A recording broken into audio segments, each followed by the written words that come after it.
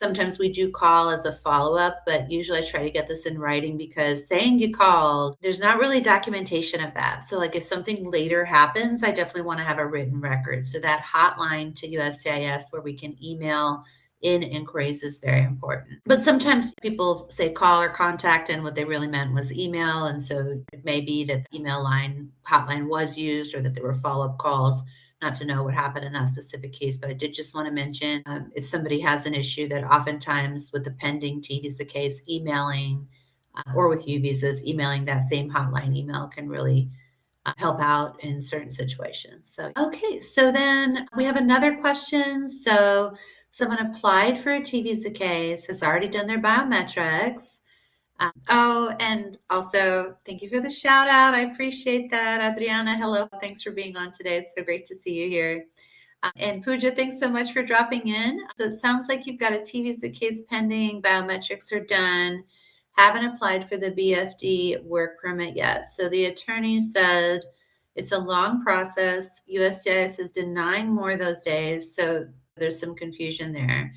And so the fear is if you submit a BFD work permit, the C40 I-765 application, and then USCIS decides they don't want to grant the work permit, what would happen? Would they then like put you into deportation or something like that? Okay, I am going to break this down, and I think that there are two schools of thought, and I think that either one is an acceptable standard of how to do things right now. In a month, in 6 months, things could change.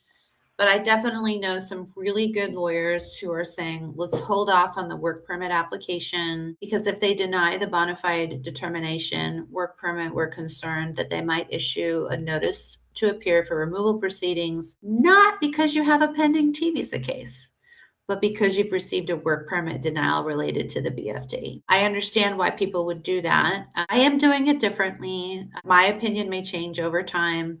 A lot of what we do is based on what we're seeing in our office. And then, of course, our strategy theory of the case. So one of the things that I see is that if a bona fide determination is going to be negative, saying that they don't think that the case is bona fide, then right there you already have some, let's say, negative action taken on a pending case. Whether or not a person has a plastic work permit application pending, if USCIS says the case is not bona fide, you may run a same or similar risk of a notice to appear for removal proceedings, right? So if they're saying the case isn't bona fide, they could issue unfairly a notice to appear for removal proceedings. And if they're saying the case isn't bona fide and they're also denying the work permit, same thing.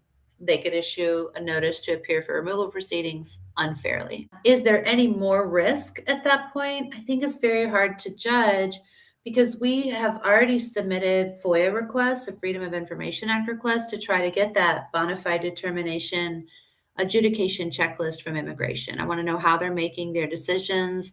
And is there some worksheet for, are we going to put someone into removal or not? I want to see what that is. I want to know what process they're using because right now we're stuck in this.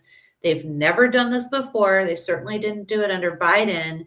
And so why is this now happening under the current administration?